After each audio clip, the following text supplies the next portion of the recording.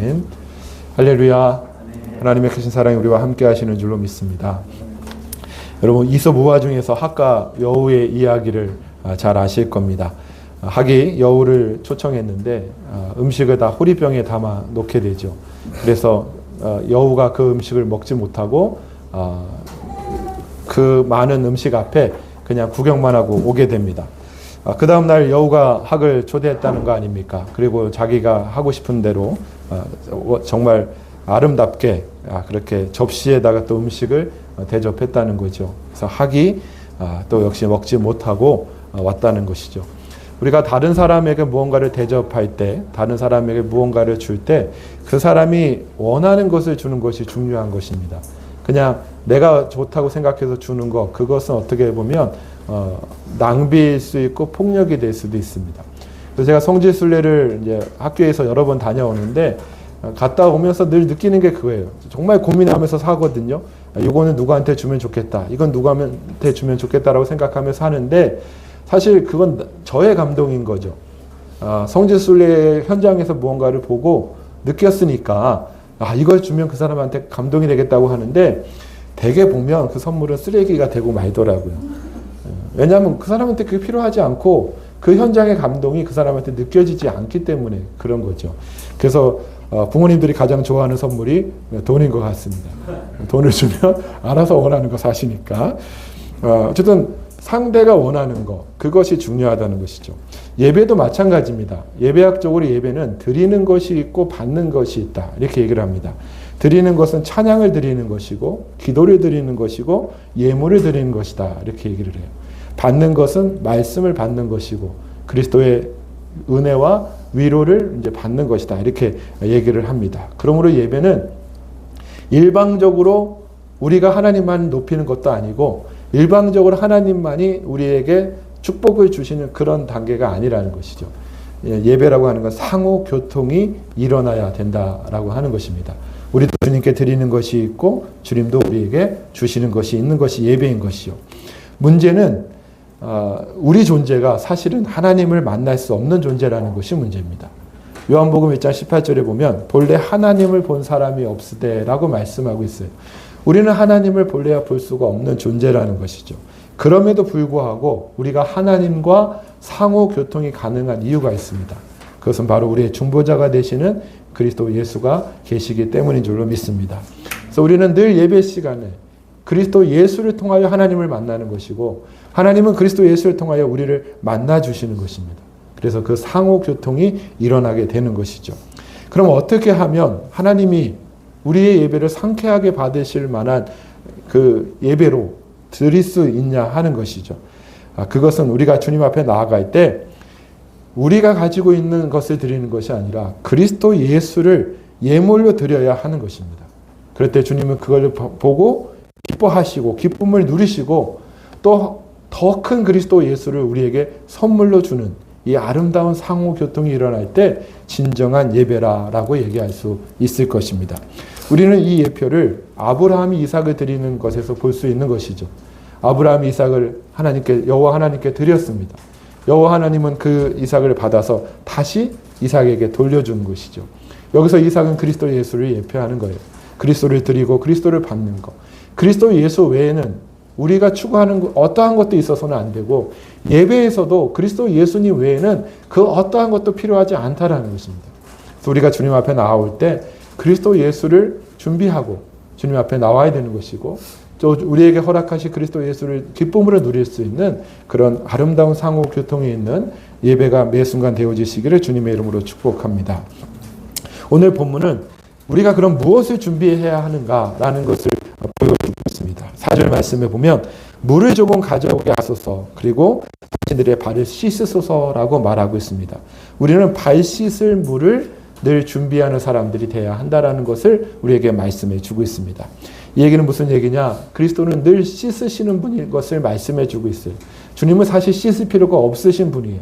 그러나 이 상징을 통해서 우리에게 주시는 것은 그리스도는 언제나 새로우신 분이다. 신선하신 분이다. 라는 사실을 우리에게 말씀해 주는 것이죠. 그리스도는 늘 새술이십니다. 그래서 우리에게 늘 새롭게 다가오시고 새로운 만남을 허락하시는 분이라는 것을 말씀해 주고 있는 거예요. 낡고 묵은 그리스도를 가지고는 하나님을 상쾌하게 할 수 없다라는 것입니다. 우리는 매일의 그리스도를 누려야 됩니다. 그리고 매일 새롭게 그리스도를 영접해야 되고 매일 그리스도의 은혜를 받아야 되는 것이죠. 여러분 은혜 받으셨습니까? 네, 언제 은혜를 경험했습니까? 라고 물으면 제가 중학교 다닐 때 수련회 때 은혜를 경험했습니다. 물론 그 은혜가 가짜 은혜라는 게 아니에요.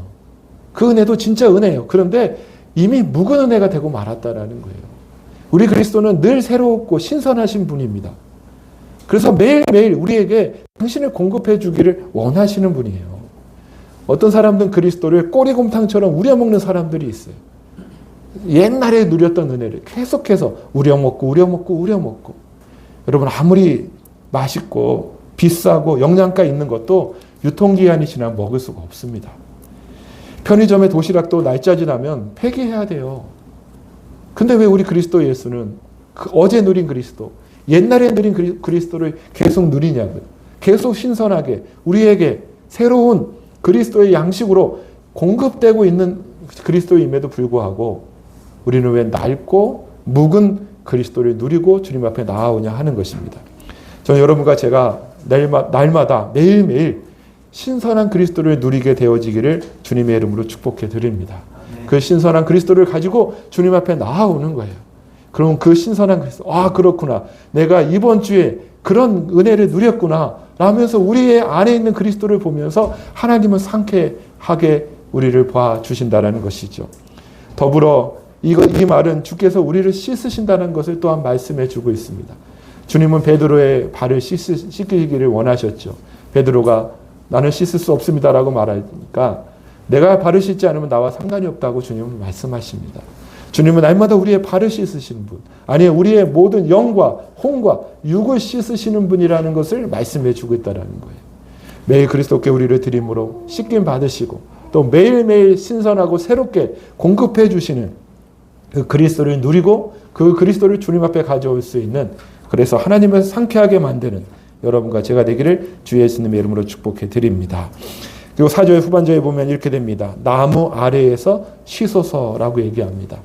이 나무는 1절에 있는 것처럼 상수리 나무를 말하는데 이 상수리 나무의 뜻은 강하다라는 뜻을 가지고 있어요. 이 말은 무슨 얘기냐? 그리스도는 늘 강한 상수리 나무처럼 우리에게 늘 안식을 선물해 주시는 분이라는 것을 말씀해 주고 있다는 것입니다. 그래서 우리는 주님 앞에 나올 때 어떻게 해야 돼요? 늘 안식 가운데서, 쉼 가운데서 주님 앞에 나와야 되는 것이죠. 우리가 약간 오해하고 있는 것은 있는데 예배를 통해서 회개하겠다는 분들이 있습니다. 범죄했어요. 그러면 그때 바로바로 주님께 돌이켜 회개를 하는 것이 아니라 그걸 싸고 안고 있어요. 그리고 예배에 가지고 와요. 그리고 그때 이제 회개하는 거죠. 마치 신부에게 고해성사 하듯이 그 죄를 싸들고 와가지고 주님 내가 이런 잘못을 했어요. 난 이런 잘못을 했어요. 회개하기 위해서 예배에 나오는 것이 아니라는 거예요. 우리가 범죄할 때 주님은 우리를 씻으셔요. 그리고 우리를 돌이키십니다. 회개케 하시는 거예요. 그리고 이미 씻긴 마음으로, 깨끗한 마음으로 안식하면서 주님 앞에 나오는 것입니다. 주님 앞에 나올 때는 어떤 두려움도 없습니다. 어떤 거리낌도 없습니다. 어떤 부정도 없고 가려 막히는 것도 없어요. 왜? 이미 그리스도에서 다 해결하셨기 때문에. 우리는 그 그리스도 안식 안에서 안식이신 그리스도를 가지고 예배 가운데 나와야 될 줄로 믿습니다. 그래서 우리가 주님 앞에 나올 때는 안식 가운데 오는 거예요. 일하러 교회 오는 것도 아니고요. 무언가를 하기 위해서 나오는 게 아니라 안식하기 위해서. 그 안식의 그리스도를 누리며 주님 앞에 나올 수 있는 여러분과 제가 되기를 예수님의 이름으로 축복합니다. 또한 6절에 보니까 이제 아브라함이 급히 장막으로 갑니다. 사라에게 이르되 속히 고운 가루 세 쇠알을 가져다가 반죽하여 떡을 만들라라고 얘기를 합니다. 주님 앞에 나올 때는 고운 가루 세 쇠알을 만든 떡을 가지고 나와야 된다는 것을 우리에게 가르쳐 주는 것이죠. 고운 가루 세 쇠알이라고 하는 것은 그리스도 예수의 인성을 나타내는 거예요. 온 우주에서 하나님이 보시기에 전혀 흠이 없고 하나님의 만족이 드는 유일한 존재가 예수 그리스도밖에 없습니다. 우리는 냄새나고 우리는 부패하고 우리는 썩었어요. 그러나 그리스도 예수는 그 어떠한 모남도 없으셔요. 늘 고운 가루와 같이 갈려진 채로 살아가시는 분이 그리스도이십니다. 그리고 그리스도는 떡이 되셔서 우리에게 생명을 공급해 주시는 양식이 되시는 분이라는 것을 우리에게 말해 주는 것이죠. 우리는 이 부활 생명으로 빚어진 고운 가루 세수하로 빚어진 이 그리스도 예수를 떡으로 늘 먹고 주님 앞에 나와야 한다는 것입니다. 그리스도가 아니면 우리의 본성은 정말 썩고 부패하여 냄새날 수밖에 없는 것이죠. 저는 지난 한 주간 굉장히 힘든 한 주를 보냈습니다. 왜냐하면 제 밑바닥을 보여준 한 주였기 때문에 너무도 힘들었어요. 아직도 안 끝난 아이패드 그 건을 억지로 포기했어요. 그리고 이제 조용히 살아야겠다라고 생각하는데 갑자기 그날 회의가 소집이 됐는데 월급이 동결이 된다는 거예요. 기본급이 동결이 된다는 얘기 듣고 또 욱한 거예요. 그래가지고 회의하다가 말고 소리로 버럭 지르고 니네끼리 알아서 하고 결정대로 따를게 이러고 나와버렸어요. 후끈후끈 하더라고요.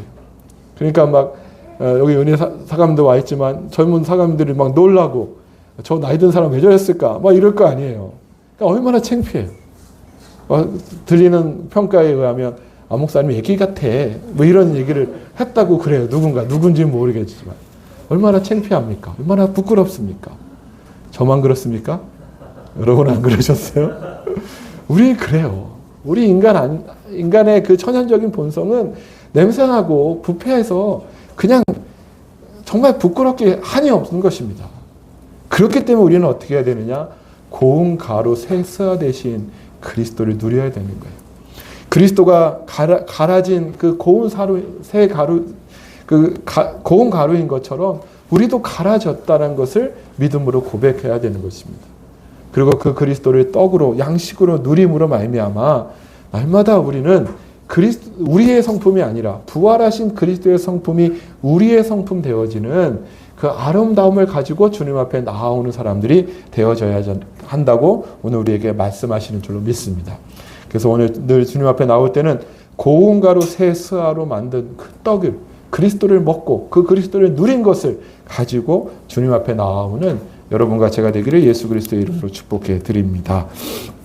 또 7절 말씀에 보니까 아브라함이 또 가축대 있는 곳으로 달려가서 기름지고 좋은 송아지를 잡았다라고 얘기하고 있습니다.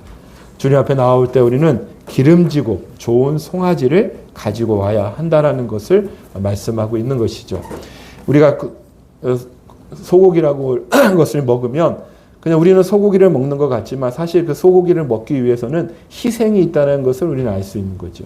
그 소가 희생당했기 때문에 소고기라는 것이 나올 수 있게 됐다는 것입니다.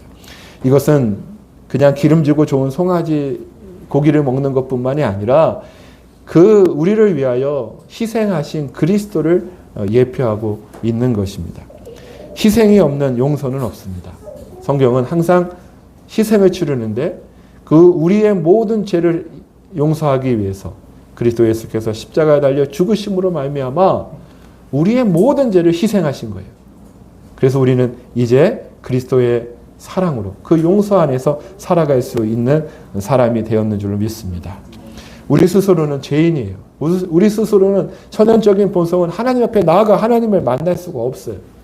그러나 우리가 담대히 하나님 앞에 나아갈 수 있는 가장 큰 이유가 바로 우리를 위하여 십자가에 희생하신 그리스도 예수 때문에 우리는 담대히 주님 앞에 나아갈 수 있게 되는 줄로 믿습니다. 그러므로 우리는 주님 앞에 예배 앞에 나올 때 무엇 해야 됩니까? 그리스도의 십자가, 그 달린 나를 그의 그리스도의 희생을 감사하는 마음으로 주님 앞에 나와야 한다라는 것을 우리에게 말씀해 주고 있어요. 예수님만 달린 십자가가 아니라 나도 함께 달린 십자가인 것이죠.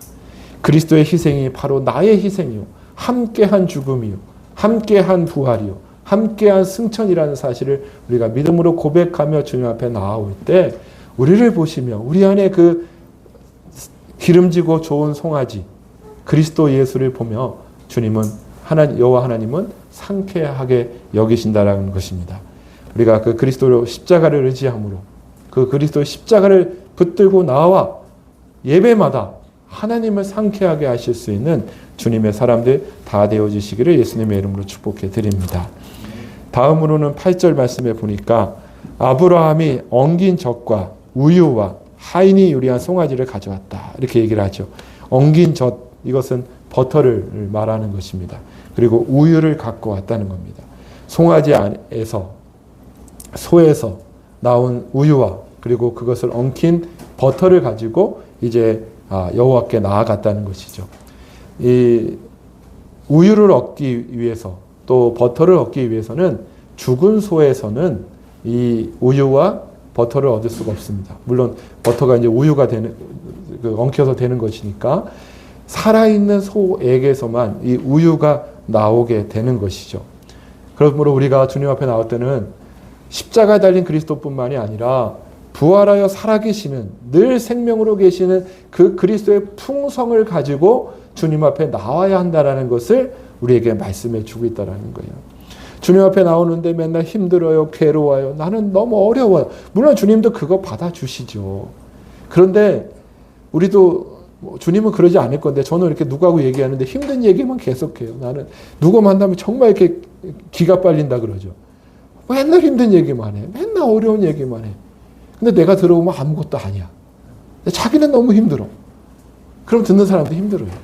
주님 앞에 나오는데 우리 주님은 그걸 긍휼히 여겨주시니까 얼마나 감사합니까? 근데 맨날 힘들어요, 어려워요, 고통스러워요, 절망이에요, 나는 왜 사는지 모르겠어요. 이걸로 나올 것이 아니라 그리스도의 풍성이 누려야 됩니다. 살아있는 그리스도를 누리게 되면 그 그리스도를 통하여 얻어지는 우유와 엉긴 저 버터를 우리는 먹고 마실 수 있다는 거예요. 내 그리스도의 풍성을 기쁨으로 우리가 먹고 마실 수 있는 자가 된다는 것을 우리에게 말씀해 주고 있다는 것입니다. 우리가 그렇게도 강조하는 만유이신 그리스도, 풍성이신 그리스도, 풍요이신 그리스도, 그분을 매일 누리고 그 누림을 가지고 주님 앞에 나아올 때 주님은 우리를 보시면서 상쾌하게 여겨주신다라는 것을 말씀하고 있다는 것이죠. 우리는 주님 앞에 나올 때 그리스도를 준비해야 되는 거예요. 결국 한마디로 얘기하면 그리스도 아닙니까? 그리스도께서 우리를 늘 씻으시는 분이고 새로운 분이라는 걸 말씀해줘요. 그리스도는 늘 우리에게 안식을 주시는 분이라는 것을 말씀해주고 있어요. 그리스도는 우리의 정말 본성의 그 더러움을 없애시고 고운 가루가 되어서 떡으로 우리를 공급해 주시는 생명의 주님이시라는 것을 말씀해주고 있어요. 그리스도의 십자가에서 희생하시는 기름지고 좋은 송아지가 되셔서 날마다 우리를 용서하시고 우리의 죄를 없애야 하시는 그 그리스도라는 사실을 말해주고 있지 않습니까? 늘 살아 역사하시는 그 그리스도를 매 순간 누려야 된다고 우리에게 말씀해주고 있다는 거예요. 여러분, 주님 앞에 나올 때, 옛날에는 주님 앞에 나올 때는 깨끗하게 옷을 입어라, 머리는 단정하게 해라, 헌금을 준비해라, 그런 교육을 받지 않으셨습니까? 물론 그거는 나쁜 건 아니에요. 그러나 정말 준비해야 될 것이 있어요. 바로 그리스도 예수를 준비해서 와야 된다는 겁니다. 여러분, 전도하다 보면 교회 안 나가겠다는 사람들의 많은 이유가 교회는 돈 따지기 때문에, 돈만 밝히기 때문에 교회 안 나가겠다는 거예요. 우리 교회 오라 그랬어요. 우리 교회는 안 밝히니까. 우리는 돈 필요 없습니다. 우리는 그리스도만이 필요한 거예요. 교회가 돈을 강조하니까 헌금입에도 불구하고 돈을 밝히는 교회가 되고 말잖아요. 우리는 돈도 필요 없습니다. 명예도 필요 없습니다. 권세도 필요 없습니다. 우리 하나님을 상쾌하게 만들기 위해 필요한 것이 있는데 바로 그리스도 예수가 필요하다는 거예요. 그래서 늘 그리스도 예수를 마음에 품고 그 그리스도 예수를 영으로 누리고 그리스도 예수를 감사하는 마음으로 예물로 들고 오시는 거예요. 그리고 그리스도 예수를 자랑하는 거예요. 하나님 앞에, 하나님, 내가 그리스도 예수를 이만큼 가져왔어요. 교통하는 시간에 우리 귀한 지체들에게 주님, 그리스도 예수를 이만큼 갖고 왔어요. 나는 이만큼 누렸어요. 그리스도 예수를 자랑하는 거예요. 그리스도 예수를 누린 날에 자랑하는 것이 아니라 그리스도 예수를 자랑하는 교회. 그 교회만이, 그 예배만이, 그 교통만이 하나님을 상쾌하게 하실 수 있다는 사실을 기억하시고 늘 그리스도 예수를 준비하는 주님의 사람들 다 되어지시기를 예수 그리스도의 이름으로 축복합니다.